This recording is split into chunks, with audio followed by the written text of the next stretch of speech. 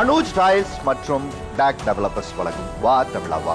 இணைந்து வழங்குவோர் Montra electric super auto. Powered by Sri Sastha institute of engineering and technology, Sura publications, PVD Priyam salt, Namakkal Imayam multi speciality hospital, styling partner Taylor Sue, jewellery partner Malabar gold and diamonds.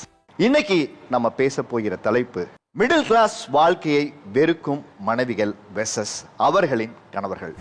ஏன் ஒரு middle class வாழ்க்கையை நீங்க எல்லாரும் வெறுக்கிறீங்க? பேரண்ட்ஸே ஒரு பையன் மேலே இருக்கான், சின்ன பையன் கீழே இருக்கான், அடுத்த பொண்ணு நல்லா மேலே இருக்காங்க அப்படின்னா அந்த இடத்துல எங்களுக்கு மதிப்பு இல்லை சார். மிடில் கிளாஸ் லைஃப்னா நம்ம எல்லாத்தையும் நம்ம வெளிப்படையாக என்ஜாய் பண்ண முடியாது. ஏன்னா இப்போ நம்ம அவங்ககிட்டே காசு வாங்கியிருப்போம், கடன் வாங்கியிருப்போம். காசு வச்சிருக்கா, கடன் வச்சு எல்லாமே செலவு பண்றா. அப்புறம் நம்ம காசு அடைக்காம இப்படி பண்ணிட்டு இருக்காளே. இப்போ ஒரு நம்ம கல்யாணத்துக்கே போறோம்னு வச்சுக்கோங்க சார். இப்போ அவங்க வந்து ஒரு 15,000 20,000 மொய் வைக்கிறாங்கன்னா இப்போ நம்மளையும் அதே எக்ஸ்பெக்ட் பண்ணுவாங்க. ஹேர் கட் பண்ணா உனக்கு இதெல்லாம் தேவைதானா?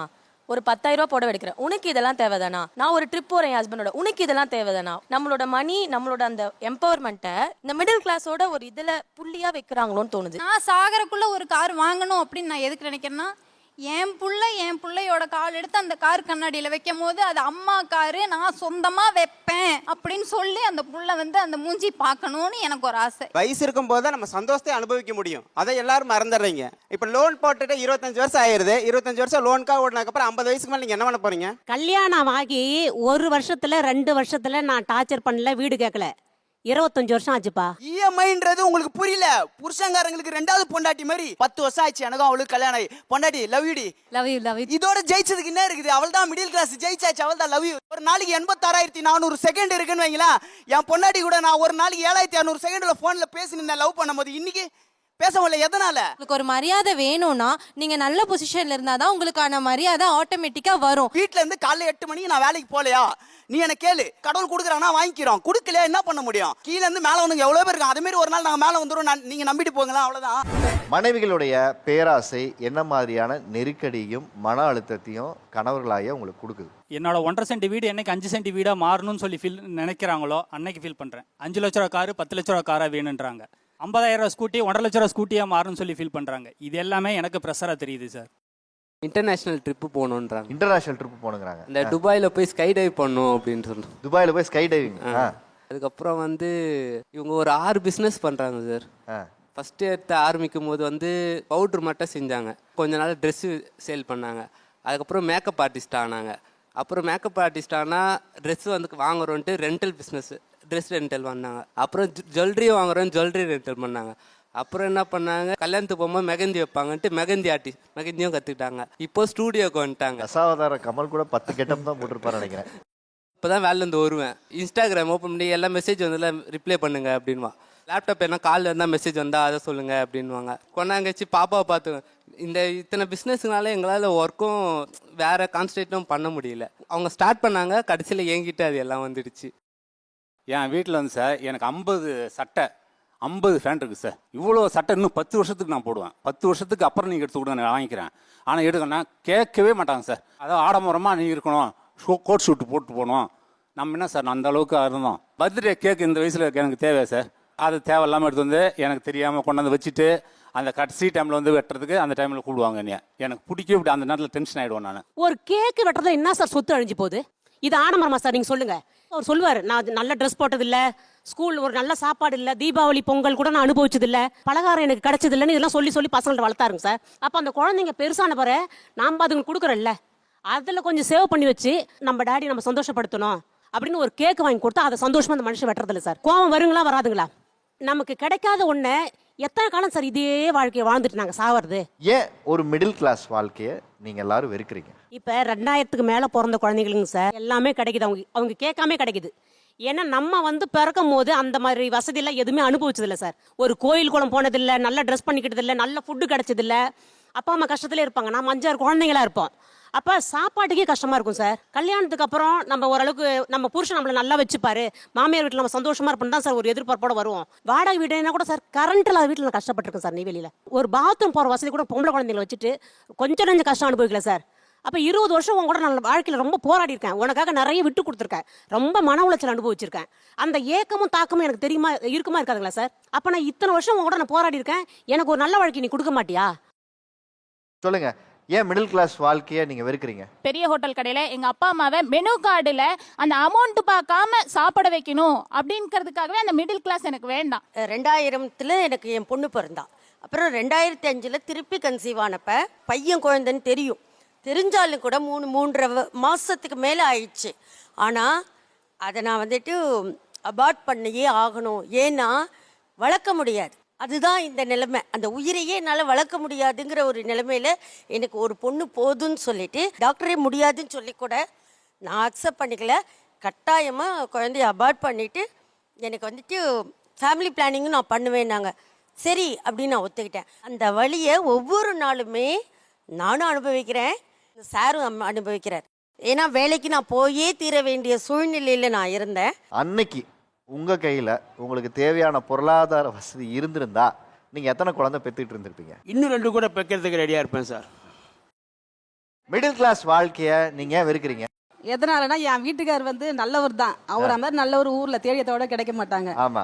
ஆனா நான் வெறுக்கிறேன் மிடில் கிளாஸ் வாழ்க்கையை. எனக்கு கல்யாணம் ஆகி 20 வருஷம் ஆச்சு சார். கல்யாணம் ஆன புதுசுல ஏங்க எனக்கு நகை வேணும்னு கேட்டேன். 80 பவுன் வாங்கி கொடுத்தாங்க.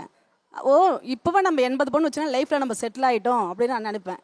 உடனே எங்க நகை எனக்கு போதும், வீடு வாங்கித்தாங்க அப்படின்னு கேட்டேன். வீடு வேணும்னா நீ நகையை கொடு, நான் வீடு உனக்கு கட்டித்தரேன்னு சொன்னாங்க. நமக்கு நகை இப்போதைக்கு ரொம்ப முக்கியம் இல்லை, வீடு வாங்கிடலாம்னு சொல்லிட்டு நகை எல்லாத்தையும் 80 பவுன் கொடுத்துட்டேன். வீடு கட்டி ஃபினிஷ் ஆகிற டைம்ல வந்து என்ன பண்ணிட்டாங்கன்னா, வீடு வாஸ்துப்படி சரியில்லை, நான் வீடை சேல் பண்ணிடலாம், இப்போதைக்கு பசங்க படிப்பை மட்டும் பார்த்துக்கலாம், அப்புறம் நம்ம வீடு வாங்கிக்கலாம் அப்படின்னு. வாசு சரியில்லாத வீடு தான் கட்டினாரா?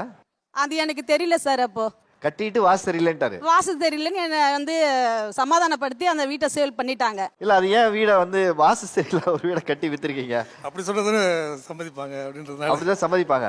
அது ரொம்ப நாளா ஒரு 3 மாசமா பூச்சி வேலை நாள் பண்ணாம இருந்தது.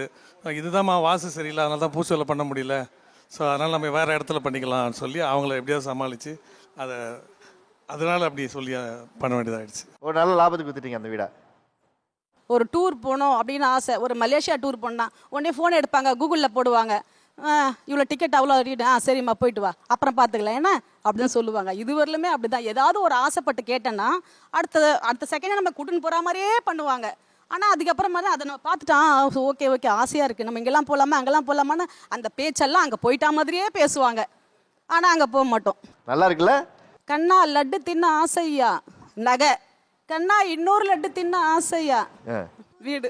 ஒரு பொண்ணோட வாழ்க்கையே ஒரு ஹஸ்பண்டை வச்சு தான் இருக்குது. அப்பா அம்மா பணக்காரா கூட இருக்கலாம், வசதி வாய்ப்பாக கூட இருக்கலாம், ஆனால் நிர்ணயிக்கிறது யாரு? கணவன் தான் நிர்ணயிக்கணும். ஆனால் ரொம்ப நேர்மையான கேரக்டர், தப்பே பண்ணக்கூடாது, எல்லாத்துலேயுமே நேர்மை. ஒரு டிக்கெட்டு கூட வாங்கினா உடனே என்ன பண்ணுவார், 5 ரூபாய் கண்ட்ராக்டர் ஏமாத்திட்டா கூட அவங்க கையில் கொடுத்துடுவார். அவங்க கண்ட்ராக்டரே கேட்கலன்னா கூட பரவாயில்ல, அவர் போய் கொடுத்துடுவார். அது மாதிரி ஓவர் நேர்மை கூட லைஃப்பை ஒன்றும் பண்ண முடியாது இல்லைங்களா? நேர்மையா இருக்கிறதுங்கிறத சொல்லி தான் நம்மள பிள்ளைங்களே வளர்க்குறோம். இப்போ என்ன ஆயிடுச்சு பாருங்க, உங்க வயசு என்ன ஆச்சு இப்போ? உங்களுக்கு 41 வயசாச்சு. உங்களுக்கு எத்தனை பசங்க? ஒரே ஒரு பெண் குழந்தை தான். ஒரே ஒரு பெண் குழந்தை வளர்த்துட்டாரு, அதுல ஒன்றும் பிரச்சனை இல்ல. ஒரே ஒரு பெண் குழந்தை வச்சிருக்கீங்க, உங்களுக்கு 40 வயசாச்சு. இந்த உலகம் உங்களையுமே எப்படி மாத்திருக்கு பாருங்க. ரொம்ப என்ன சொல்றேன், புருஷன் நேர்மையா இருக்கிறதுங்கிறத பாராட்டுற தருணம் போய் புருஷன் நேர்மையா இருக்கிறதாங்க இங்க பிரச்சனையா இருக்குன்னு சொல்ற காலம் மாறி இருக்குன்னா, அப்போ எந்த அளவுக்கு நம்மளுடைய தேவைகளின் தாக்கம் அதிகமாக இருக்கு, நம்மளுடைய எதிர்பார்ப்புகள் ஒரு இடத்துக்கு கூடி இருக்கு. ஆமா சார், உண்மையே பேசுவாரு, பொய்யே பேச தெரியாது. எல்லா இடத்துலயும் நேர்மையான விஷயம். நிறைய பேருக்கு அது பிடிக்காது. நிறைய கணவர்கள் பொய் பேசுறாங்கன்னு சொல்றதை கேள்விப்பட்டிருக்கேன். ஆனா உண்மை பேசுற கணவரை வச்சுக்கிட்டு நீங்க அதுக்கு வருத்தப்படுற மனைவியை நான் இங்கதான் பாக்குறேன். சொல்லுங்க, மிடில் கிளாஸ் வாழ்க்கையில என்னென்ன வழிகள் இருக்குன்னு நினைக்கிறீங்க? பேரண்ட்ஸே ஒரு பையன் மேலே இருக்கான், சின்ன பையன் கீழே இருக்கான், அடுத்த பொண்ணு நல்லா மேலே இருக்காங்க அப்படின்னா அந்த இடத்துல எங்களுக்கு மதிப்பு இல்லை சார். பெரிய பையன் பணக்காரனா இருக்கானா அவங்க வீட்டில் போய் ஸ்டே பண்ணுறாங்க. எங்கள் ஃபேமிலிக்குள்ளேயே கசின்ஸ் இப்போ மேரேஜ் ஆகி ஹஸ்பண்ட் இருக்காங்க, அவங்க கிட்ட பணம் இருக்குன்னா அந்த மாப்பிள்ளைக்கு கொடுக்குற மரியாதையும் இந்த மாப்பிள்ளைக்கு கொடுக்குற மரியாதையும் வித்தியாசம் இருக்கும். இப்போ என்னன்னா நம்ம ஹஸ்பண்டும் மிடில் கிளாஸ் லைஃப்ல இருக்கக்கூடாது. மிடில் கிளாஸ் லைஃப்னா நம்ம எல்லாத்தையும் நம்ம வெளிப்படையாக என்ஜாய் பண்ண முடியாது. ஏன்னா இப்போ நம்ம அவங்ககிட்டே காசு வாங்கியிருப்போம், கடன் வாங்கியிருப்போம், காசு வச்சிருக்கா, கடன் வச்சு எல்லாமே செலவு பண்ணுறா, அப்புறம் நம்ம காசு அடைக்காமல் இப்படி பண்ணிட்டு இருக்காளே. ஸோ அந்த மாதிரி ஒரு மாதிரி கூனி குறுகி இருக்கா மாதிரியே இருக்கும். வேற இப்போ ஒரு நம்ம கல்யாணத்துக்கே போகிறோன்னு வச்சுக்கோங்க சார். இப்போ அவங்க வந்து ஒரு 15,000 20,000 மொய் வைக்கிறாங்கன்னா இப்போ நம்மளையும் அதே எக்ஸ்பெக்ட் பண்ணுவாங்க. இப்போ ஒரு 2,000 நம்ம 3,000 நம்ம கையில் அந்த மாதத்துக்கு பட்ஜெட்லாம் போகிறதுக்கு இவ்வளோ தான்ப்பா கையில் காசு இருக்குது, கடைசி நேரத்தில் மாத கடைசியில் மேரேஜ் வேறு வந்துருச்சுன்ற பட்சத்தில் நம்ம கையில் என்ன இருக்கோ அதை தான் நம்ம பண்ண முடியும். அந்த இடத்துல வந்து அவங்க அவ்வளோ வச்சுட்டாங்கன்றதுக்காக நம்மளும் அதுக்கு கஷ்டப்பட்டு நம்ம என்ன பண்ண முடியுமோ அதெல்லாம் பண்ணாலுமே அந்த இடத்துல வந்து இவன் நான் இவ்வளோ தான் வச்சுருக்கா, அவன் அவ்வளோ தான் வச்சுருக்கான்ற நம்மளை சுற்றி டாக் இருந்துகிட்டே இருக்குது. ஒரு மொய் வைக்கிறதுக்குள்ள மிடில் கிளாஸில் வந்து அந்த கஷ்டம் இருக்குது எல்லாத்துக்குமே. மிடில் கிளாஸ் ஃபேமிலியோட வழி இன்னொரு வழி என்னென்னா, எவ்வளோ சம்பாதிச்சாலும் எவ்வளோ தூரத்துக்கு போனாலும் நம்மளுடைய என்ஜாய்மெண்ட்டை பார்க்க முடியல. நம்மளுடைய பிள்ளைங்களுக்கு எதனா சேர்த்து வைக்கலாமா, அடுத்து அவங்களுடைய லைஃபையாவது இந்த மிடில் கிளாஸ்லேருந்து மேலே கொண்டு போயிட முடியுமா, அந்த ஏக்கம் தான் இருக்கே தவிர எங்களுடைய லைஃப் வந்து மிடில் கிளாஸ்லேருந்து மேலே போக முடியுன்ற நம்பிக்கை இல்லை. ரொம்ப சரியா சொன்னீங்க. வேற மிடில் கிளாஸ் வாழ்க்கை ஏன் வழியானது? ஒரு ஹேர் கட் பண்ணா உனக்கு இதெல்லாம் தேவைதானா, ஒரு 10,000 ரூபா புடவை எடுக்கிறேன் உனக்கு இதெல்லாம் தேவைதானா, நான் ஒரு ட்ரிப் போறேன் என் ஹஸ்பண்டோட உனக்கு இதெல்லாம் தேவைதானா, ஒரு வாட்ஸ்அப் ஸ்டேட்டஸ் வச்சா உனக்கு இதெல்லாம், நம்மளோட மணி நம்மளோட அந்த எம்பவர்மெண்ட்டை இந்த மிடில் கிளாஸோட ஒரு இதில் புள்ளியாக வைக்கிறாங்களோன்னு தோணுது. ஏதாவது 4 விஷயம் பண்ணணும்னா கூட உனக்கு இப்போ இதெல்லாம் தேவைதானா, அந்த வார்த்தை ரிப்பீட்டடாக கேட்க கேட்க அந்த மணி மட்டும் தான் எல்லாமே தான். அப்போ அது இருந்தால் தானே என்ன மதிப்பீங்க. அப்போ இது எனக்கு வேண்டாம், நான் இதை விட்டு தாண்டி பறக்கணும். இப்போ சொன்னார் நான் ஸ்கூபா டைவிங் பறக்க போகிறேன், ஸ்கை டைவிங் பறக்க போகிறேன், இந்த வழியை நான் மறக்கணும்னா நான் வானத்தில் பறக்கணும் சார். மிடில் கிளாஸ் பறக்கக்கூடாதுன்னு ஒன்றும் கிடையாது. அதாவது எந்த குறிப்பிட்ட சம்பவம் வந்து உங்க மிடில் கிளாஸ் வாழ்க்கையை வேண்டாம் நான் மேலே போகணும்னு ஒன்று இருக்குல்ல, என் வாழ்க்கையில் இந்த ஒரு இன்சிடென்ட் என்ன பயங்கர ஊண்டிங் ஆக்கிடுச்சு, அப்புறம் இந்த இடத்த இப்படி இருக்கவே கூடாதா, என்னவாவது பண்ணி நம்ம மேலே போகணுங்கிற ஒரு உந்துதல் ஏதாவது ஒரு இன்சிடென்ட் இருக்கும்ல. என்னைக்குமே வந்து தாய்கிட்டே தகம்பக்கிட்டே யாருமே அசிங்கப்படக்கூடாது, அசிங்கப்படுத்தவும் கூடாது. அதுவும் நம்மளோட குழந்தைகள் அவங்க பண்ணும் போது யாருனாலையுமே தாங்க முடியாது. எல்லாரும் கார் எதுக்காக வாங்குறாங்க, என்ன மைண்ட் தாட்டில் வாங்குறாங்கன்னு எனக்கு தெரியாது. நான் சாகரக்குள்ளே ஒரு கார் வாங்கணும் அப்படின்னு நான் எதுக்கு நினைக்கிறேன்னா, என் பிள்ளையோட கால் எடுத்து அந்த கார் கண்ணாடியில் வைக்கும் போது அது அம்மா காரு, நான் சொந்தமாக வைப்பேன் அப்படின்னு நினச்சி என் புள்ள அந்த காரில் கையை வச்சாலும் சரி, அந்த மிரரில் ஃபேஸ் பார்த்தாலும் சரி, என்னோட அம்மா காரு அப்படின்னு சொல்லி அந்த புள்ள வந்து அந்த மூஞ்சி பார்க்கணுன்னு எனக்கு ஒரு ஆசை. எப்போ வாங்குவேன்னு எனக்கு தெரியாது, வாங்குவேன் நானும் தெரியாது. அதே மாதிரி இது ஃபஸ்ட்டு. இன்னொன்று என்னென்னா, உண்மையாலுமே சொல்கிறேன், காசு இருந்தால் தான் மதிப்பாங்க சரிங்களா. என் கூட பிறந்தவன் 2,000 ரூபாய்க்கு சிலை எடுத்து கொடுத்தானா அது பொக்கிசமாக தெரியும். நான் கஷ்டப்பட்டு 500 ரூபாய்க்கு சிலை எடுத்து ஆசாசையாக பார்த்து 3 கடை ஏறி இறங்கி போய் வாங்கி கொடுத்தனா என்கிட்ட ஆல்ரெடி இருக்குது, நல்லா இல்லைன்னு ரிட்டர்ன் பண்ணியிருக்காங்க, அதை நான் வாங்கியிருக்கேன். இன்னமும் கட்டாமல் வச்சு பார்த்து அழுதுருக்கேன். என் மனசார சொல்கிறேன், அழுதுருக்கேன். அப்போ ஹை கிளாஸில் இருந்தால் தான் நீங்கள் மதிப்பீங்க அப்படின்னு சொல்லிட்டு உள்ளுக்குள்ளேயே சொந்தத்துக்குள்ளேயே நீங்கள் அதை பண்ணும் போது எப்படி மிடில் கிளாஸ் வாழ்க்கை போதும் அப்படின்னு பெத்த குழந்தைகளுக்கு நினைக்க தோணும். என் பொண்ணுக்கே நான் சொல்லி கொடுத்தாலப்ப இன்னொரு குழந்தை எனக்கு இன்னும் கிடையாது, அதுவுமே வேண்டான்னு இந்த மிடில் கிளாஸ்னால தான் நான் முடிவு பண்ணியிருக்கிறேனேவும். எனக்கு வேண்டாம், அவளை வளர்த்தாவே போதும். நீங்கள் சொன்ன இந்த சம்பவம் நிறைய பேர் குடும்பத்தில் நடந்திருக்கு. ஏன்னா நம்ம வீட்டில் நம்ம நிறைய பொருட்கள் கிஃப்டாக வந்திருக்கும், நம்ம அதை புதுசாகவே வச்சுருப்போம். அதை அன்போட நம்ம சொந்த பந்தங்களுக்கோ நண்பர்களுக்கோ நம்ம பிரியத்தில் கொடுக்கும்போது அதை அன்பை பார்க்கறது இல்லை, அந்த பொருளோட விலை எவ்வளவுங்கிறதுல தான் பார்க்கறது, எவ்வளோ காசுங்கிறதுல எவனோ போடுறான்னு நீ வாங்கி கொடுக்குறியா அப்படின்னு அவங்க வாயிலேருந்து அது வரும்போது மரணத்தை விட வழி வந்து அந்த ஒரு வாரத்தில் எவனோ போடுறானா நீ வாங்கி கொடுக்கும்போது அதை நான் வாங்குறதுக்கு எத்தனை கடை ஏறி இறங்கியிருப்பேன். அவங்களுக்கு அது போட்டால் நல்லாயிருக்கும், இது இவங்களுக்கு பிடிக்கும் அப்படின்னு சொல்லி நான் வாங்கியிருப்பேன். ஒரு சாப்பாட்டை கூட கம்பேர் பண்ணுவாங்க. அப்போ வந்து அவங்க வாங்கி கொடுத்தா நீங்கள் ஏற்றுக்குவீங்க, நாங்கள் வாங்கி கொடுத்தா நீங்கள் ஏற்றுக்க மாட்டீங்க அப்படின்னா அப்போ ஹை கிளாஸ் அப்படி போய் நீங்கள் வாங்கி கொடுத்தாதான், ஹோட்டல் அப்படி ரெஸ்டாரண்ட்டில் போய் நீங்கள் வாங்கி கொடுத்தாதான் நீங்கள் அதை ஏற்றுக்குவீங்களா? நான் கையால் சமைச்சு கொடுத்தா அதை ஏற்றுக்க மாட்டேங்க, ஏன்னா அது வீட்டில் செஞ்ச ஒரு பொருள். மிடில் கிளாஸ் அது வந்து நான் உண்மையாலுமே எனக்கு சுத்தமாக பிடிக்காத ஒரு விஷயம். ஸோ ஒரு ஷோரூம்க்கு வந்து போகிறோம், ஸோ அங்கே போய் பார்த்துட்டு ப்ரைஸை பார்க்குறோம். ஸோ ப்ரைஸை பார்த்து எங்களுக்கு அஃபோர்டபுளாக இல்லை, அந்த ப்ரைஸை பார்த்துட்டு நாங்கள் வாங்கலை, மறுபடியும் அதை விட கம்மியான ப்ரைஸில் நாங்கள் பார்க்குறோம், எங்களால் என்ன முடியுமோ அதை பார்க்குறோம். அவங்களுக்குள்ளாலே பேசுகிறாங்க, இவங்கெல்லாம் எதுவும் வாங்க மாட்டாங்க, பார்த்தாலே தெரியலை அப்படிங்கிற மாதிரி எங்களை சொல்கிறாங்க சார். ஸோ அப்போது அந்த மிடில் கிளாஸில் இருக்கிறவங்க நம்மளுக்கு என்ன முடியுமோ அதை தான் நம்மளால் வாங்க முடியும். ஸோ அதை விட நம்ம இந்த மாதிரி பேச்சுகளை கேட்குறப்போ தான் நமக்கு வந்து தோணும், இன்னும் நம்ம அதை வாங்கணும் அப்படிங்கிற ஒரு ஏக்கம் நமக்குள்ளால வருது. ஸோ அந்த ஏக்கம் வரது வந்து வெறியாக மாறுது.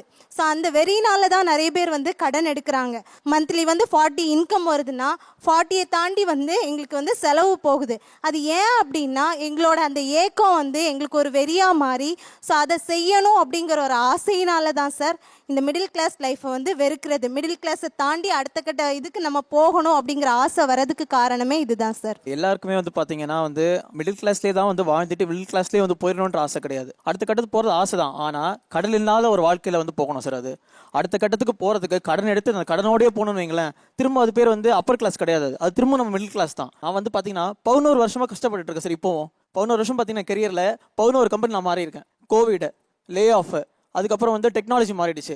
எல்லா கஷ்டத்துக்கும் ஒரு கம்பெனியாக மாறி மாறி மாறி இப்போ என் ப்ரொஃபைல் எப்படின்னு பார்த்தீங்கன்னா எங்கேயுமே கன்சிடர் பண்ண மாட்டாங்க. ஏன்னா நீங்கள் மல்டிபிள் ஜம்ப் பண்ணியிருக்கீங்க. நான் சொல்கிறேன் சார், கோவிட்ல வேலை போயிடுச்சு, அது எங்களுக்கு தெரியாது சார், ஆனால் உங்கள் ப்ரொஃபைல் இப்படி தான் இருக்குது. ஸோ இப்படி ஒரு காலகட்டத்தில் இருக்கும்போது அடுத்த ஒரு கட்டத்துக்கு போகணும் அப்படின்னா நமக்கு வந்து சேலரி வேணும் அதிகமாக.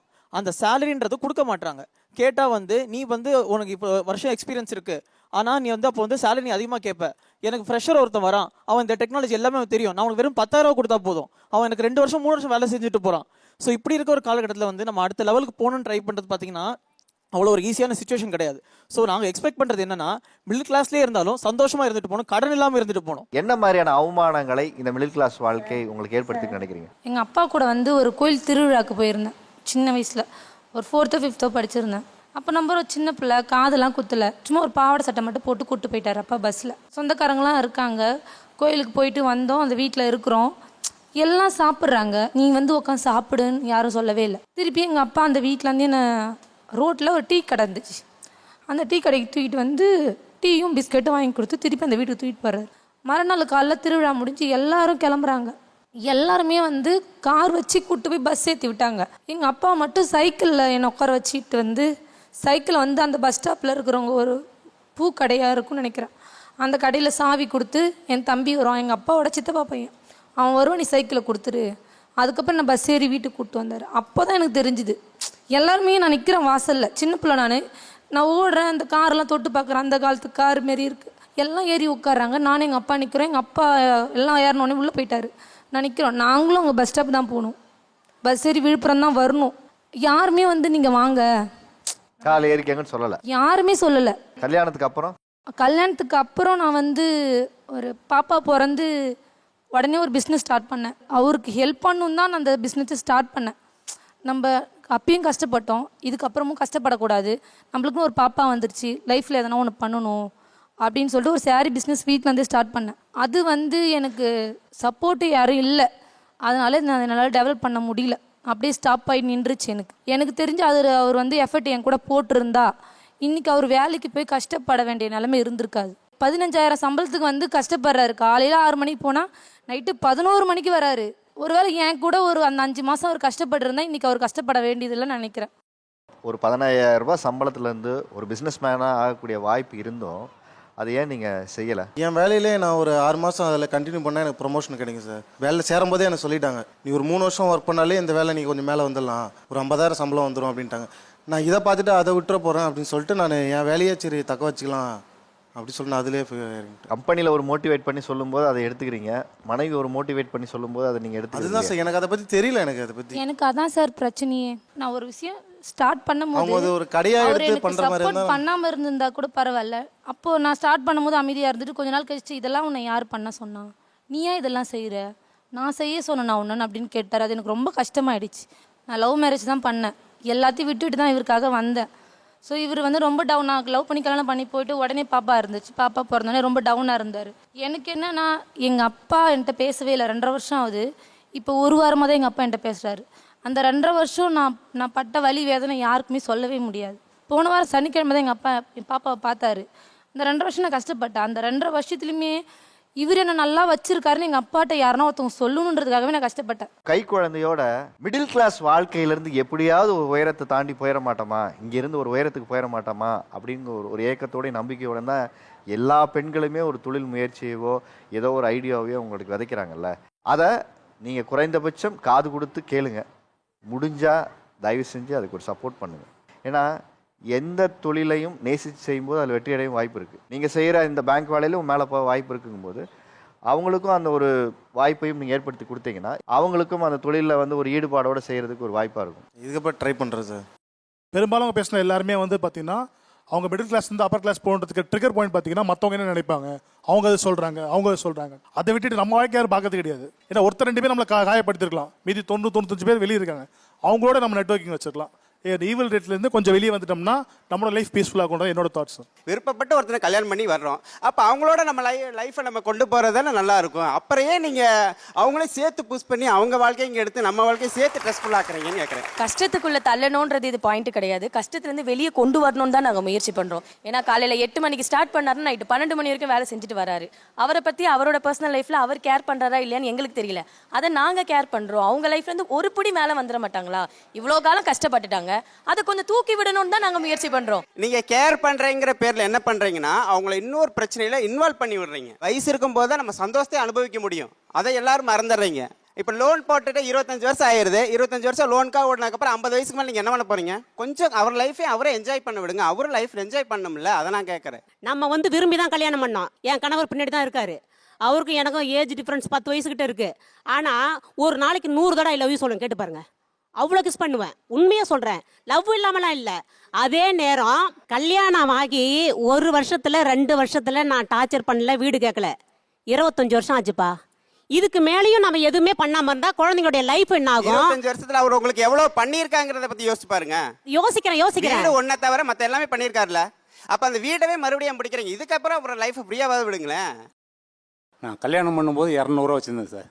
இப்போ ஓரளவுக்கு பசங்களை படிக்க வச்சுட்டேன், ஓரளவுக்கு நகையை அவங்களுக்கு எடுத்து கொடுத்த நிலைமை. இதுவே போதுன்ற நான் இன்னும் பறக்க வேணான்றேன். நான் ஒரு வேளை சாப்பாட்டு கஷ்டப்பட்டேன் அதுக்கு முன்னாடி.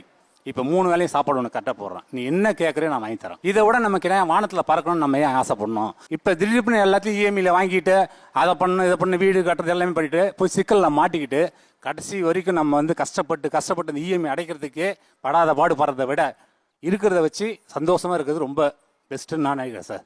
ஆண்கள் நீங்கள் இதெல்லாம் சந்திச்சிருக்க மாட்டீங்க. நீங்கள் ஒரு பேண்ட் ஷர்ட்டை போயிட்டு போவீங்க, யாரையும் பார்க்க மாட்டீங்க, அப்படியே ஸ்டேஜில் போயிட்டு மொய் கொடுத்துட்டு சாப்பிட்டு வெளில வந்துருங்க. ஆனால் லேடிஸ் எவ்வளோ பிரச்சனையை ஃபேஸ் பண்ணுவோம் தெரியுங்களா? ஒரு நல்ல புடவைல கழுத்தில் மஞ்சள் கயிறு இருந்தால் உன்னை வானே கூப்பிட மாட்டாங்க தெரியுங்களா? அவங்களுக்கு நீங்க ரெஸ்பான்ஸே பண்ணாதீங்க, சிரிச்சிட்டு போயிட்டே இருங்க. அந்த இடத்துல நோஸ் கட் ஆயிருவாங்க. அந்த மாதிரி யோசிக்க முடியாதப்ப யோசிக்க விடாத அந்த சமுதாயம். மேரேஜுக்கு போகும்போதே சிரிச்சுக்கிட்டே போங்க நீங்க சொல்றீங்க. நாங்க அங்க சிரிச்சுக்கிட்டே வந்தாலும் அவமானப்படுறது நீங்க தான்றதை மறந்துடுறீங்க. அந்த இடத்துல எங்களோட பொசிஷன்ல நீங்க நல்லா இருந்தா தானே நாங்க நல்லா இருக்க முடியும். உங்களுக்கு ஒரு 80 லட்ச ரூபா வீடு தான் அங்கீகாரம் அப்படின்னு நினைச்சீங்கன்னா 80 லட்ச ரூபா வீடு வச்சா நீங்க ஹை கிளாஸ் போயிடுவீங்க. அப்போ உங்களை யாரும் ஏழனமா பார்க்க மாட்டாங்களா? 1.5 கோடி 2 கோடி வீடு வச்சோம் ஏழனமா பார்ப்போம் அவங்கள. அப்ப நீங்க என்ன பண்ணுவீங்க? திருப்பி 3 கோடி வீடு பாப்பீங்களா? எனக்கு கோவம் வருது சார். ஆப்வியஸ்லிங்க. உங்களோட லைஃப் ஒரே ஒரு நிமிஷம். மாமனார் மாமியார் அம்மா அப்பாவோட தான் நம்ம அவங்க பார்த்தா கல்யாணம் பண்ணி வைக்கிறாங்க. ஸோ நான் மிடில் கிளாஸ் கொஞ்சம் இறங்கி இருக்கேன் அப்படின்றத அவங்க புரிஞ்சுக்கிட்டாங்க. இந்த பையனால செய்ய முடியலன்றது புரிஞ்சுக்கிட்டாங்க. அப்போ அவங்களே ஒதுக்கி வைக்கும் போது அப்படி அடுத்தவங்க எப்படி போறது? இப்போ நீங்க சொல்ற அடுத்தவங்க சமுதாயத்தில் இருக்கலாம், உங்க ரிலேஷன் இருக்கலாம். இதே இது சொந்த அம்மா அப்பா இப்படி சொன்னா நீங்க என்ன பண்ணுவீங்க? அதை மட்டும் சொல்லுங்க. ஒரே ஒரு நிமிஷம் இங்க பாருங்க. யார் மதிக்கணும்? 10 வருஷம் ஆச்சு எனக்கும் அவளுக்கு கல்யாணம் ஆகி. பொண்டாட்டி லவ் யூ இதோட ஜெயிச்சதுக்கு என்ன இருக்குது? அவள் தான் மிடில் கிளாஸ் ஜெயிச்சாச்சு, அவள் தான் லவ் யூ. இன்னைக்கு வரையும் லவ் பண்ணிருக்கோமா பாக்குறவங்களுக்கு போதுமே. ஒரு ஆம்பளையும் சொல்றாங்க பாருங்க, நைட்டு தூங்காம இருக்கும்னு நினைக்கிறீங்களா? நாங்க தூக்கம் வராம தூங்காம இல்ல, அடுத்த நாள் விடிய கூட தூங்காம இருக்கும். திங்கக்கிழமை வந்துடக்கூடாதுன்னா ஞாயிற்றுக்கிழமை தூங்காம கிடக்குறோம். இஎம்ஐ சாவ சொல்றீங்களா? சொல்லுங்க. இஎம்ஐன்றது உங்களுக்கு புரியல. புருஷங்காரங்களுக்கு 2வது பொண்டாட்டி மாதிரி அதை வச்சுக்கின்னு அவன் சாவறது இருக்கு பாத்தீங்களா? உங்களுக்கு தெரியல, அதை மட்டும் புரிஞ்சுக்கோங்க. நீங்க கட்டுற இஎம்ஐக்கு நாங்களும் சப்போர்ட் பண்றோம் இல்லங்க. அப்புறம் என்னங்க வேணும் உங்களுக்கு? யோசிக்கிறீங்க பாத்தீங்களா? 2 வருஷம் தானே, 2 வருஷம் இப்படின்றதுக்குள்ள போய்டும். அப்போ 2 வருஷம் லைஃப் ஒரு நாளைக்கு 86,400 செகண்ட் இருக்குன்னு வைங்களேன். என் பொண்டாட்டி கூட நான் ஒரு நாளைக்கு 7,600 செகண்ட்ல போன்ல பேசினேன் லவ் பண்ணும்போது. இன்னைக்கு பேசவில்லை. எதனால? நம்மளுக்கு பிடிச்ச மாதிரி நம்ம இப்படியே இருந்துக்கலாம், அப்படி எல்லாம் இருக்க முடியாது. உங்களுக்கு ஒரு மரியாதை வேணும்னா நீங்க நல்ல பொசிஷன்ல இருந்தாதான் உங்களுக்கான மரியாதை ஆட்டோமேட்டிக்கா வரும். வீட்டுல இருந்து காலைல 8 மணிக்கு நான் வேலைக்கு போகலையா? நீ என்ன கேளு, யோசிச்சு பாருங்க. நாங்க வேலைக்கு போகாம இங்க ஒருத்தராவது இருந்தீங்கன்னா நீங்க இவங்க அத்தனை பேரையும் கேட்கலாம். நாங்க வேலைக்கு போறோமே, அதுக்கு மேல வர்றது நாங்க உழைக்கிறோம், என்ன பண்ணோம், எல்லாத்தையும் பண்ணிட்டு தான் இருக்கோம். உங்களுக்காக தானே. நாங்க கல்யாணம் பண்ண பொண்ணை நாங்க நல்லபடியா பாத்துருக்கோமா, அதுல எங்களுக்கு கிடைக்குது பாருங்க அந்த மாதிரியாவது சந்தோஷம். அவ்வளவுதான், அது போதும் எங்களுக்கு. கல்யாணம் பண்ற பொண்ணை நல்லபடியா பாத்துக்கிறீங்க, அதோட உங்களோட வேலை முடிஞ்சு இல்ல. நடுவுல குழந்தைன்னு ஒண்ணு இருக்கு, அதையும் ஞாபகம் வச்சுக்கணும்ல நீங்க. அதோட லைஃப் என்ன ஆகுறது? அவர் என்ன கேட்கிறாரு, நான் லவ் பண்ண காலத்துல என்னால் அவ்வளோ நேரம் செலவு பண்ணி பேச முடிஞ்சது. ஆனால் வாழ்க்கை கல்யாணத்துக்குள்ளன்னு வந்ததுக்கு அப்புறம் நம்ம ஒரு இடத்துல பேசிக்கிட்டே இருக்க முடியாதுங்கிற சூழல் வரும்போது நம்ம ஓடிக்கிட்டே இருக்கோம். ஆனால் அதுக்கு மேலேயும் நீங்கள் திணிக்கிற திணிப்பு இருக்குல்ல, சந்தோஷமா வச்சுக்கிறேங்கிறதா நான் வாக்கு கொடுத்து கல்யாணம் பண்ணுறேன், அதை ஃபர்ஸ்ட் நிறைவேற்றணுமா? அதுக்கு முன்னாடி நீங்கள் வச்சிருக்கிற லிஸ்ட் ஒன்று இருக்குல்ல, அதுக்காக நான் வாழணுமா? எங்களுடைய அம்மா அப்பா தாத்தா பாட்டி இவங்கெல்லாம் கொஞ்சம் ரிஸ்க் எடுத்து வாழ்ந்துருந்தாங்கன்னா இன்னைக்கு நாங்கள் மிடில் கிளாஸில் இருக்க வேண்டிய அவசியமே இல்லை. ஸோ அவங்கெல்லாம் எடுக்காத ரிஸ்க்கை நாங்கள் எடுத்திருந்தோம். இப்போ எடுக்கிறதுனால எங்களுக்கு அடுத்த ஜென்ரேஷன் வந்து இன்னும் நல்லா இருப்பாங்க. எங்களோட பூர்வீகத்தில் எப்படின்னாக்கா எங்கள் தாத்தா பாட்டியெல்லாம் வாழ்ந்த காலத்தில் பணக்காரவங்கெல்லாம் கண்டாங்கன்னாக்கா அவங்களாம் ஒரு மரியாதைக்கு எந்திரிச்சு நிற்கணும். இன்றைக்கி அதே ஊரில் நாங்கள் வெளியில் வந்துட்டு ஒரு நல்ல வாழ்க்கைக்கு நாங்கள் கொஞ்சம் செட்டில் ஆகிட்டு இன்றைக்கி அங்கே போகும்போது அப்போ எங்கள் தாத்தா பாட்டி யாருக்கு மரியாதை கொடுத்து இது பண்ணாங்களோ அவங்க வீட்டு பிள்ளைங்க எங்களை உள்ளே கூப்பிட்டு உட்கார வச்சு பேசணும்னு நினைக்கிறாங்க. வாப்பா என்ன பண்ணுற, ஏது இப்படி நல்லா வந்துட்ட போல இருக்குது அப்படிலாம் பேசும்போது நாளைக்கு எங்களோட ஜென்ரேஷன் உள்ளவங்க அங்கே போகும்போது அவங்களோட லைஃப் இன்னுமே நல்லாயிருக்கும். ஸோ ரிஸ்க் எடுக்கிறதுனால தான் இதெல்லாம் கிடைக்குதே தவிர ரிஸ்க் எடுக்காமல் நம்ம அப்படியே நார்மலாக போயிட்டே இருப்போம். எதுக்காக நம்ம வந்து இப்படியே இருக்கணும், அப்படியே போயிடுவோம் அப்படின்னு நினச்சோம் அப்படின்னாக்கா அடுத்த ஜென்ரேஷனும் பாதிக்கப்படும் சார். கண்டிப்பாக அதை மாற்றணுன்றதுனால தான் நாங்கள் ரிஸ்க் எடுக்கணும்னு நினைக்கிறது. 500 ரூபா சம்பாதிச்சுட்டு வரும்போது இப்போ பைக்கில் வரும்போது ஹோட்டலில் ரோட்டுகளில் நிப்பாட்டினேன். ரெண்டு பூரி தான் சாப்பிட்டோம். ஊட்டி விட்டான், அவன் ஊட்டி விட்டான். இதுக்கு மேலே எங்களுக்கு என்ன சந்தோஷம் வேணும்? நீங்கள் 10,000 ரூபா சம்பாதிச்சிங்கன்னா 5 ஸ்டார் ஹோட்டல் உள்ள போவீங்க. அப்பவும் பத்தாது. ஒன்றும் இல்லை, 15 கோடி சம்பாதிக்கிறான் ஒருத்தன். அவன் என்ன சொல்கிறான், நான் இவ்வளோ சம்பாதிக்கிறான், நான் என் பொண்டாட்டி என்கிட்ட டைவர்ஸ் கேட்குறா, பேசுறதுக்கு டைம் இல்லையா? என் பொண்டாட்டி எனக்கு பேசுறதுக்கு நிறைய டைம் இருக்கு, ஏன் எடுத்துக்க மாட்டீங்க? 8 ஹவர் போதும் எங்களுக்கு வேலை செய்யறதுக்கு. வருதா கடவுள் கொடுக்குறாங்கன்னா வாங்கிக்கிறோம், கொடுக்கல என்ன பண்ண முடியும்? கீழே இருந்து மேலே வந்து எவ்வளோ பேர் இருக்காங்க. அதே மாதிரி ஒரு நாள் நாங்கள் மேலே வந்துடும், நீங்க நம்பிட்டு போங்களா, அவ்வளவுதான். இப்போ அவர் வந்து சக்சஸ்ஃபுல் லைஃப்னா என்ன சொல்றாருன்னா, நான் லவ் பண்ணேன், நான் மேரேஜ் பண்ணேன், 2 பேரும் டைம் ஸ்பெண்ட் பண்றோம், இது மட்டும் தான் சக்சஸ்ஃபுல்னு நீங்க நினைக்கிறீங்க? அவரோட சக்சஸ்ஃபுல் லைஃப் என்னன்னு சொன்னார்னா, நான் இன்னைக்கு என் பொண்டாட்டி கூப்பிட்டு வந்தேன், நானும் அவனுக்கு கடைக்கு போனோம், அவளுக்கு நான் ஊட்டி விட்டேன், எனக்கு அவள் ஊட்டி விட்டா, சாப்பிட்டுட்டு நிம்மதியாக வந்து நிகழ்ச்சியில் வந்து கலந்துக்கிறோம். இந்த சந்தோஷம் என் வாழ்க்கையில் இருக்குல்ல. 8 மணி நேரம் நான் வேலைக்கு போகிறேன், மீதி நேரம் வந்து என் பொண்டாட்டி மூஞ்சியை பார்த்துட்டு பேசிட்டு நைட் அவளோட படுத்து தூங்குறேன். இதை நான் சந்தோஷம்னு நினைக்கிறேன். இதை தாண்டி நீங்கள் ஒன்று எதிர்பார்க்குறீங்களா, அது நடக்கட்டும், உழைக்கிறேன். ஆனால் அது நடந்தே ஆகணும்னு ஒரு நிர்பந்திச்சு நம்ம ஒன்று பண்ணுறது இருக்குல்ல, அதுதான் எங்களுக்கு கஷ்டமா இருக்குன்னு அவர் சொல்றாரு. சார் நீங்க சொல்றது பர்சனலா உங்க 2 பேருக்கு நடுவுல இருக்கிறது. என் பொண்டாட்டியை நான் சந்தோஷமா வச்சிருக்கேன், என் பொண்டாட்டியை நான் சக்சஸ்ஃபுல்லா வச்சிருக்கேன். நீங்க எல்லாம் சந்தோஷமா இல்லைன்னு சொல்றீங்க, நான் சொன்னதெல்லாம் தப்புன்னு நான் இங்கே சொல்லிடுறேன். உங்களை யாரும் நல்லா பாத்தீங்களா, உங்க ஹஸ்பண்ட்லாம் நல்லவங்க இல்லையா, நீங்க சொல்றீங்க, நான் இங்கே அவள்தான், நான் சொன்னதெல்லாம் தப்பு. நீங்க சொல்றதெல்லாம் பாயிண்ட் டேக்கன். ஆனா ப்ராக்டிக்கலாக பேசும்போது எதுவுமே வந்து பணத்தை வச்சு தான் வேல்யூ ஆகுது. முன்னாடி அவன் நல்ல மனுஷன், நல்ல மனம் இருந்தது, நல்ல பையன் பாவன் அப்படின்னு சொல்லிட்டு இருந்தாங்க. இப்போ எவன்கிட்ட எவ்வளோ காசு இருக்கோ அவன் நல்லவன், அவனை எதுவுமே செய்ய முடியாது. மேலே இருக்கிறவன் எல்லாங்கிட்டையுமே அவ்வளோ பணம் இருக்குது, தொடக்கூட முடியாது. காசு இல்லைன்னா நம்மளா வளர்க்குற நாய் கூட மதிக்காது. அதுக்கு நீங்கள் ஏதாவது வாங்கி போட்டு ஒரு எலும்பு துண்டு வாங்கி போட்டால் தான் அந்த நாய் நம்ம சொல் பேச்சு கேட்கும். ஸோ நீங்கள் என்ன பண்ணணும், ஃபஸ்ட்டு பணம் சம்பாதிக்கணும். இது எப்படி ஆயிடுச்சுன்னா, பணத்துக்கு பின்னாடியே ஓட வச்சுட்டானுங்க, ஈஸியாக ஒரு இஎம்ஐல மாட்டி விட்டானுங்க, லாக் பண்ணிட்டானுங்க. ஒரு 50 வயசுக்குள்ளே செத்து போயிடுறோம். முன்னாலாம் எப்படி 100 வயசு வரைக்கும் நிம்மதியாக இருந்தானுங்க. அப்போல்லாம் இவ்வளோ பணம் வேணும்னு யாரும் யோசிச்சாங்களா? இல்லை, இப்போ பணத்தை வச்சு தான் ப்ரூவ் பண்ணுற மாதிரி ஆகி போச்சு. வாழ்க்கையில் எந்திரிச்சு நான் 8 மணி நேரம் வேலைக்கு போகிறேன், நான் வந்து என் பொண்டாட்டி மூஞ்சி பார்க்குறேன், இன்னைக்கு அவளுக்கு நான் ஊட்டி விடுறேன், எனக்கு அவள் ஊட்டி விடுறா, ஐ லவ் யூ பொண்டாட்டிங்கிறேன், ஐ லவ் யூ பொண்டாட்டிங்கிறா. இந்த மனநிலையோட நான் படுத்து தூங்கிட்டு மறுபடியும் எந்திரிச்சு காலையில் எந்திரிச்சு நான் வேலைக்கு போகிறேன், உழைக்கிறேன், என் ட்ரீம் நோக்கி ஓடுறேன். நான் வந்து சோம்பேறியா வீட்டில் உட்காரல, தண்டமா நான் வீட்டில் இல்லை. இது என்ன பொறுத்த வரைக்கும் சக்சஸ். ஏன்னா நான் அடுத்த நாளை நோக்கி நான் நம்பிக்கையோட நகர்றேன். உங்களை பொறுத்த வரைக்கும் சக்சஸ்னா நீங்க எதை சொல்றீங்கன்னு சொல்லுங்க. நாங்க லவ் மேரேஜ் தான் பண்ணோம். ஆரம்பத்துல எங்களுக்கு பயங்கர எதிர்ப்பு இருந்துச்சு. ஏன்னா எங்க 2 பேர்கிட்டயும் காசு இல்ல, மிடில் கிளாஸ்ல தான் இருந்தோம். லவ் மேரேஜ் நீங்க எப்படி சக்சஸ்ஃபுல்லா வருவீங்கன்னு எங்க சொந்தக்காரங்களே எங்களை கேள்வி கேட்டாங்க. அவங்க முன்னாடி இவங்க சொல்றாங்களே, நாங்க ஹாப்பியா இருக்கோம், நாங்க சந்தோஷமா இருக்கோம், நாங்க டைம் ஸ்பெண்ட் பண்றோம், லவ் பண்றோம், எல்லாம் பண்றோம். ஆனா என்னோட அப்பாவும் சரி, என்னோட அம்மாவும் சரி, என்னோட சுத்தி இருக்கிற 4 பேர் சொல்றேன், நான் சமூகம் சொசைட்டி சொல்ல, அந்த 4 பேர் முன்னாடி நான் சக்சஸ்ஃபுல்லா இருக்கேன் நான் ப்ரூவ் பண்ணது. அவர் சொன்ன மாதிரி 8 மணி நேரம் நானும் வேலை செஞ்சேன், 16 மணி நேரம் நான் வேலை செஞ்சிருக்கேன். வேலை செஞ்சு என்னால முடிஞ்ச ஒரு 7 சவரனோ 8 சவரனோ நான் சேர்த்தேன். அந்த நகையை அடமான வச்சுட்டு ஒரு இடம் வாங்கணும், ஒரு 2 லட்சம் ரூபாய்க்கு ஒரு இடம் வாங்கணும். என்ன கேட்டவங்க, லவ் பண்ணி என்ன வாழ போறா, லவ் பண்ணி அவங்கள பொறுத்த வரைக்கும் சக்சஸ்ஃபுல்னா உன் கையில என்ன இருக்கு, உன் கழுத்துல என்ன இருக்கு, அதை மட்டும் தான் சக்சஸ்ஃபுல் நினைக்கிறாங்க. ஏன்னா நம்ம சொசைட்டி சுத்தி சுத்தி சுத்தி அந்த காசு, பணம், நகை, சேஃப்டி, இவங்க கேட்கறதுலாம் 1 கோடி வீடோ 2 கோடி வீடோ, எல்லாரோட சரௌண்டிங்கும் ஒரு 20 லட்சம் 30 லட்சம் காட்டுறதே நம்ம சக்சஸ்ஃபுல்ன்றதே அதை தான் நினைக்கிறாங்க. இவங்க சொல்கிறாங்களே சார் இப்படி இருங்க அப்படி இருங்கன்னு சொல்லிட்டு. ஸோ நாங்கள் எவ்வளோ ப்ரெஷர் ஃபேஸ் பண்ணுறோன்னு அவங்களுக்கு இப்போ எவ்வளோ சொன்னாலும் அவங்களுக்கு இப்போ புரியாது. எங்களுக்கு எப்போ புரியும்னா, நாளைக்கு இவங்க பசங்களுக்கு கல்யாணம் அவங்க ஒய்ஃப் வந்து சொல்லுவாங்க பார்த்தீங்களா, அப்போ தான் இவங்களுக்கு பையன் எவ்வளோ ப்ரெஷர் ஃபேஸ் பண்ணுறா, கஷ்டப்படுறான்னு சொல்லி அவங்களுக்கு அந்த இடத்துல தான் அவங்களுக்கு வந்து அது புரியும் அவங்களுக்கு. அது வெல் செட். அவர் அதாவது இன்னைக்கு அவர் உங்கள் கணவராக இருக்கும்போது அவர் என்ன மாதிரியான மனோநிலையும் பிரச்சனையும் கடந்து வராருன்னு சொல்ல நீங்கள் உங்கள் எதிர்பார்ப்பையும் உங்கள் கனவுகளையுமே அதை முன்னாடி வச்சு அதை நீங்கள் வந்து அவருடைய வழியையும் எதிர்பார்ப்பையும் நீங்கள் அங்கே ஒன்றும் இல்லாமல் ஆக்கிறீங்க. ஆனால் நீங்கள் எப்போ புரிஞ்சுப்பீங்கன்னா, உங்கள் பையனோ பொண்ணோ நாளைக்கு கல்யாணம் பண்ணி அவன் பொண்டாட்டி இப்படி ஒரு பண்ணும்போது என் பிள்ளைய எப்படி கஷ்டப்படுத்துகிறாங்க பார்த்தீங்களா, என் பிள்ளையெல்லாம் வந்து ஒரு இடத்துல மிஷின் மாதிரி வேலை செய்ய சொல்கிறா, அப்படி இதே மனநிலாம் அங்கே மாறிடும். அதை தான் அவர் தெளிவாக அவங்ககிட்ட ஒன்று சொல்கிறாரு வந்து ஒரே நாளில் நம்ம பணக்காரன் ஆக முடியாது. ஆனால் பணக்காரர்கள் வாங்குகிற ஒரு 100 பொருட்களை நம்ம வீட்டில் 2 வாங்கினாலும் நம்ம ஜெயிச்சு தான் நினைக்கிறோம்ல. அப்படியான பொருட்களாக நீங்கள் வாங்கி வீட்டில் வைக்கணும்னு நினைக்கிற பொருட்கள் என்னென்ன? நான் காரு தான். காரு, டிவி தாங்க சார். யூடியூப் அதுல போட்டு பார்க்கணும் அப்படிங்கறதெல்லாம் ஒரு ஆசையா இருக்குது. லக்ஸரியான சோஃபாஸ் சார். என்ன விலை? ஒரு 70,000 80,000 ரூபாயில சோஃபா. வேற? எங்க வீட்டுக்காரர் எல்லாமே இஎம்ஐல வாங்கிட்டாரு. டிவி வாங்கிட்டாரு, ஃப்ரிட்ஜ் வாங்கிட்டாரு, வாஷிங் மிஷின் 2-3 மிஷின் கூட வாங்கி கொடு. ஆனால் எனக்கு ஏசி தான் வாங்கி கொடுத்தது இல்லை. ஆனால் எனக்கு ஏசி வாங்கணும்னு ரொம்ப ஆசை. அவரால் முடியும், ஆனால் வாங்கி தான் கொடுக்க மாட்டேன்றாரு. பெட்ரூமுக்கு மட்டுமா வீடு ஃபுல்லாக ஏசி போடணுமா உங்களுக்கு? பெட்ரூமுக்கு போட்டாலே போதும் சார், வீடு பூரா ஏசி வாங்கணும்னு இல்லை. அந்த மாதிரி அந்த தம்பி சொல்லிச்சு 2 பூரி நான் சாப்பிட்டுட்டேன், 2 பூரி என் பொண்டாட்டி ஊட்டிக்கு விட்டுட்டேன், இந்த வாழ்க்கையே போதும்னு சொல்றாரு. அதை மாதிரி தான் எங்கள் வீட்டுக்காரர் இருந்தாரு. நாளைக்கு மருமக வந்துட்டாலோ இல்லை மருமக வந்துட்டாலோ உதன்னு ஒதிப்பார். நீ பூரி சாப்பிட்ட கதையை சொல்ல முடியுமா?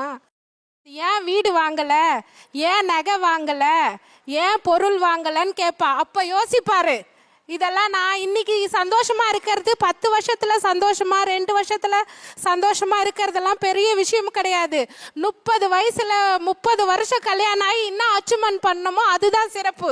எவ்வளவு சம்பாதிச்சா நீங்க ஹை கிளாஸ்னு நீங்க சொல்றீங்க? நாங்க என்னப்பா சொல்றோம்? 10 கோடி வச்சிருக்கவனுக்கு 1 கோடி வச்சிருக்கவன் மிடில் கிளாஸ், 100 கோடி வச்சிருக்கவனுக்கு 10 கோடி வச்சிருக்கவன் மிடில் கிளாஸ், 1000 கோடி வச்சிருக்கவனுக்கு 100 கோடி வச்சு நம்ம மிடில் கிளாஸ்ன்றது எப்பவுமே எல்லா இடத்துலயும் இருக்குங்க. நான் மிடில் கிளாஸா இருக்கிறதுல எதை நினைச்சு தெரியுமா சந்தோஷப்படுறேன்? என் புள்ள கூட டைம் ஸ்பெண்ட் பண்றேங்க, என் ஒய்ஃப் கூட டைம் ஸ்பெண்ட் பண்றேனா, என் புள்ள ஒரு நாள் காரை பார்த்துட்டு எப்ப அந்த மாதிரி கார் நம்ம எப்போ வாங்கணும். நான் என்ன தெரியுமா சொல்றேன்? நான் கார் வாங்க முடியும்டா என்னால, ஆனா நான் வேலைக்கு கரெக்டா போனேன்னா, நான் கார் வாங்க போனேன்னா அதை மட்டும் தான் என்னால பார்க்க முடியும். இஎம்ஐ கட்டணும், எல்லாம் பண்ணும். உன் கூட டைம் ஸ்பெண்ட் முடியாது. இது வரைக்கும் 15 மெடல் வச்சிருக்கான். State level gymnastic, body building எல்லாமே நான் அவன் கூட டைம் ஸ்பெண்ட் பண்றதுனால இந்த மிடில் கிளாஸ் வாழ்க்கையில எனக்கு இன்னும் ரொம்ப சந்தோஷமா இருக்குன்னா என் புள்ள கூட என்னால இருக்க முடியுது. அது இப்ப கரெக்ட் பா. எவ்வளவு சம்பாதிச்சா நம்ம மிடில் கிளாஸ் தாங்க. படிவேலு சொல்றாங்கல்ல, ரிஸ்க் எடுக்கிறது ரஸ்க் சாப்பிட்ற மாதிரி. என்ன சொல்றோம்? கொஞ்சம் ரிஸ்க் எடுங்க, நல்ல செட்டில்மெண்டான வாழ்க்கை வாழலாம் தான் சொல்றோம். அனுபவம் தான் சார் வாழ்க்கை. ரிஸ்க் எடுத்தாதான் அனுபவம் கிடைக்கும். அப்படியே இருந்துட்டு அனுபவம் கிடைச்சிருமா? உங்க பையன் வந்து என்ன படிக்கிறாப்ல? 3rd ஸ்டாண்டர்ட் படிக்கிறான். 3rd standard. என்ன அவரை பயிற்சி பண்ணி என்ன ஆளா நீங்க உருவாக்கி? ஜிம்னாஸ்டிக்ல இது வரைக்கும் 6 ஸ்டேட் லெவல் சார். சிலம்பத்துல 3 வாட்டி வாங்கி இருக்கிறான். சர்ஃபிங் போயிட்டு இருக்கிறான். வேற என்னடா, பாடி பில்டிங்ல 5 காம்படிஷன் எல்லாமே நான் கூட இருந்து நான் சொல்லி கொடுத்து நான் பண்ணிட்டு இருக்கேன் சார். ஜிம்னாஸ்டிக்னா இங்க வால்ட் எல்லாம் பண்ணுவாங்க. பண்ணுவான். இப்போ வர காட்டு வீல், டபுள் அண்ட் காட்டு வீல், அப்படியே சிங்கிள் அண்ட் காட்டு வீல். சார் கிட்ட போய் ஸ்லாண்டிங் ஃபிளிப் வச்சு ரோஸ் குத்த மாதிரி போஸ் குறா.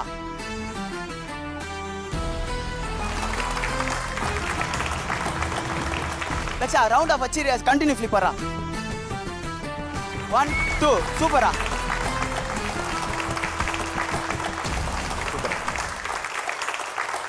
ஒரு அப்பா ஒரு குழந்தைய என்ன படிக்க வச்சிருக்காரு, எவ்வளோ பணம் சேர்த்து வச்சிருக்காரு, வாழ்க்கையில் எத்தனை வீடு வச்சிருக்கிறாரு, அப்புறம் எத்தனை கார் வச்சிருக்காரு, இதெல்லாம் தாண்டி இந்த பிள்ளையோட இந்த வாழ்க்கை வளர்ச்சியில் எவ்வளோ நேர மணித்துளிகளை அந்த குழந்தைக்காக செலவு பண்ணியிருக்காருல்ல, அதுதான் உண்மையான சொத்துன்னு சொல்லிட்டு போயிட்டார். எனக்கு தெரிஞ்சு அவரோட இன்வெஸ்ட்மெண்ட்டை இங்கே போட்டிருக்காரு. இது நாளைக்கு ஒரு சாம்பியன் ஆகி ஒரு உலக லெவலில் போய் ஒரு மெடல் வாங்கிட்டு வரான், ஜிம்னாஸ்டிக்கில் நாளைக்கு ஒரு பெரிய பேர் வாங்குறான், ஒரு இடத்துல பெரிய ஆள் ஆனான்னா அதுதான் மாற்றும். எங்கோ இந்த சச்சின் டெண்டுல்கரோட அப்பா வந்து எவ்வளோ பெரிய பணக்காரன்னு கேட்டிங்கன்னா யாருக்குமே தெரியாது. தோனி எடுத்துக்கோங்க இல்லையா, எவ்வளோ பேர் வந்து தங்கள் பிள்ளைகளை பெரிய ஆள் ஆக்கணுங்கிறதுக்காக அவங்க கனவு தொலைச்சதுக்கப்புறம் அந்த வாழ்க்கை மாறி இருக்கு. இன்னைக்கு எத்தனை பிராண்டுக்கு சச்சின் வந்து பிராண்ட் அம்பாஸ்டர் இருக்காரு, டோனி பிராண்ட் அம்பாஸ்டர் இருக்காரு. ஆனால் அவங்க அப்பா ஒரு பிராண்டை உருவாக்குனாரே தவிர அவர் பிராண்ட் ஆகணும்னு நினைக்கல. நிகழ்ச்சியின் இறுதிக்கு வந்தாச்சு. எனக்கு இது சொல்லுங்க, மனைவிகள் ஒவ்வொரு கணவர்களையும் நினைத்த உயரத்துக்கு கொண்டு போறதுக்காக அவங்க கொடுக்குற ஒரு மோட்டிவேஷன் இருக்குல்ல, அப்படி இருக்கா சார்? இப்போ ரிஸ்க் எடுக்கலாட்டி எப்போ ரிஸ்க் எடுக்க போகிறேன்? இப்போ ரிஸ்க் எடுக்காட்டி எப்போ ரிஸ்க் எடுக்க போகிறேன்? எங்கள் ஒய்ஃப் நான் எந்த ஒரு ஜாப் ஏதாச்சும் நான் ஆரம்பிக்கிறேன் அப்படின்னா, மாமா உன்னால் முடியும், தைரியமாக இறங்கி செய் அப்படின்வாங்க. டவுனாக நான் எப்போல்லாம் இருக்கிறேனோ என்னை நல்லா டைட்டாக ஒரு ஹக் பண்ணிப்பா, பார்த்துக்கலாம் எங்கே போயிட போகுது பார்த்துக்கலாம் அப்படின்வா. உன்கிட்ட திறமை இருக்குது, கண்டிப்பாக ஜெயிச்சிருவேன். ஒரு கடை போடு, இன்னொரு கடை போடு, இன்னொரு கடை போட்டு மொத்தம் 6 ஃபாஸ்ட் ஃபுட் கடை போடும் சார். அவங்க சொல்லி தான் போட்டேன். அதே போல் இப்போ சொல்லிட்டு இருக்காங்க பொட்டிக்கு வைக்கலாம், அதை வைக்கலாம், இதை வைக்கலாம்னு சொல்கிறாங்க. ஆனால் எனக்கு பயமாக இருக்குது இறங்குறதுக்கு. நீங்கள் முன்னாடி போங்க, உங்களுக்கு நான் கயிறா இருக்கேன்னு சொல்லியிருக்காங்க. கயிறா இருக்கேன்? ஆமாம். பிடிச்சி இழுத்து பிடிச்சிக்கிறதுக்கு.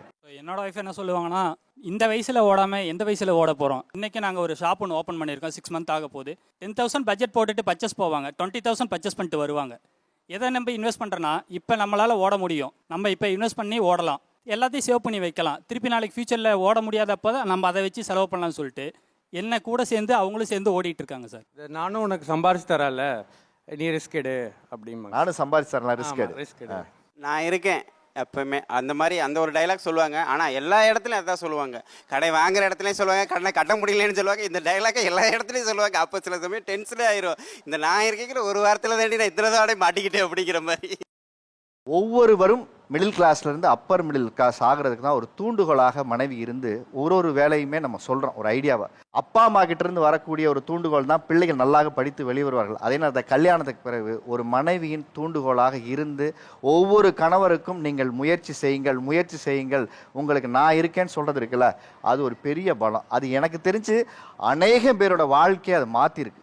ஆனால் இதெல்லாம் எப்போ ஒரு இடத்துல சந்தோஷம் இருக்குன்னா, இந்த தூண்டுகோல், இந்த மோட்டிவேஷன் இதெல்லாம் டார்ச்சர் ஆகாத வரைக்கும் ஆண்களுக்கு அது சந்தோஷம். அது எப்போ ஒரு இடத்துல டார்ச்சர் ஆகுது அப்படின்னா, தேவைக்கு மீறி ஒரே நேரத்தில் குறிப்பிட்ட காலத்துக்குள் நாம் ஒரு உயரத்தை தொட வேண்டும் என்பதற்காக ஆண்களை நிர்பந்தப்படுத்துவதுன்னு ஒன்று இருக்குல்ல, அந்த நிர்பந்தம் தான் அவரை போன்ற ஒரு மனிதர் என்னால் ஒரு இடத்துல பொருளாதார தண்ணீரை அடைய முடியாத சூழலில் உன்னுடைய நகை எடுத்து கொண்டு போய் நான் ஒரு இடத்துல வச்சு தோத்துட்டேனேன்னு சொல்கிற விஷயம் இருக்குல்ல, மனைவி கிட்ட அழுக வேண்டிய ஒரு சூழல் இருக்குல்ல. நீங்கள் இந்த கஷ்டத்திலிருந்து மீண்டு ஒரு பொருளாதார தன்னிறைவை அடையணும் அப்படிங்கிற உங்கள் முயற்சி பாராட்டலுக்குரியது. அதற்காக நீங்கள் எடுக்கிற எல்லா முனைப்புகளையுமே நான் மனதார பாராட்டுறேன். அதே நேரத்தில் அவர் சொல்கிறதுல ஒரு நியாயமான விஷயம், 50 வயசை நான் நெருங்கிட்டேன், இப்போ நான் ஒரு இடத்துல தோற்று நான் செய்கிற தொழிலில் தோற்று போயிட்டேன்னா என் குடும்பம் மறுபடியும் ஒரு இடத்துக்கு இருக்கிற இடத்துல இருந்து கீழே போய் நின்றக்கூடாதுங்கிற பயம்தான், வேற எந்த காரணமும் கிடையாது. இந்தியாவில் 70 விழுக்காடு மேல் உள்ள கல்யாணமான தம்பதிகள் இந்த பொருளாதார பிரச்சனைகள் சிக்கிக்கொண்டு அவர்கள் என்ன மாதிரி வாழ்க்கையை வாழ்கிறான்னு கேட்டீங்கன்னா உங்களுக்கு அதிர்ச்சியாக இருக்கும். ஸ்லீப்பிங் டைவர்ஸ் அப்படிங்கிற ஒரு மனநிலை வாழ்கிறாங்க. அது என்ன ஒரு புது டேர்ம் அப்படின்னா, ஒரே வீட்டில் வாழ்வாங்க, அவங்க வேலையை பார்த்துட்டு அவர் ரூமில் போய் படுத்துப்பார், இவர் வேலையை பார்த்துட்டு இவர் வீட்டில் படுத்துப்பாங்க. இல்லைன்னா ஒரே அறையில் இருப்பாங்க, இவங்க தனியாக படுத்துப்பாங்க, அவங்க தனியாக படுத்துப்பாங்க. ஏன்னா என்னோட எதிர்பார்ப்பு உங்ககிட்ட நான் சொன்னேன், நீ புரிஞ்சுக்கல, என்னோட அன்பை நான் உங்ககிட்ட எதிர்பார்க்குறேன், கிடைக்கல, ஏன்னா உன்னோட எதிர்பார்ப்பு வேறையாக இருக்குது. அப்படிங்கும்போது அவர் என்ன பண்ணுவார், பணம் சம்பாதிக்கணுங்கிற ஏக்கமும் ஒரு இடத்துல தவிப்பும் எல்லாருக்கும் இருக்குது. ஆனால் அந்த இடத்துல அன்பு சந்தோஷம் இல்லைன்னா அந்த பணத்தை வச்சு என்ன பண்ண போகிறீங்க? ஸோ நிகழ்ச்சியில் சிறப்பாக பேசியவர்களுக்கு சிறப்பு பரிசு கொடுக்கும் நேரம். பிரைமி பாப்பட் வழங்கும் உங்களுக்கான ஒரு gift hamper, diamond pressure cooker வழங்கும் உங்களுக்கான ஒரு கிஃப்ட் ஹாம்பர், ஏஎஸ்டி மைக்கிட்ஸ் வழங்கும் உங்களுக்கான ஒரு கிஃப்ட் ஹாம்பர் தான். பிரைமி பாப்பட் வழங்கும் உங்களுக்கான ஒரு gift hamper, diamond pressure cooker வழங்கும் உங்களுக்கான ஒரு கிஃப்ட் ஹாம்பர், ஏஎஸ்டி மைக்கிட்ஸ் வழங்கும் உங்களுக்கான ஒரு கிஃப்ட் ஹாம்பர். மீண்டும் அடுத்த வாரம் உங்களை சந்திக்கும் வரை உங்களிடமிருந்து விடைபெறுவது உங்கள் ஆரி அர்ஜுனன்.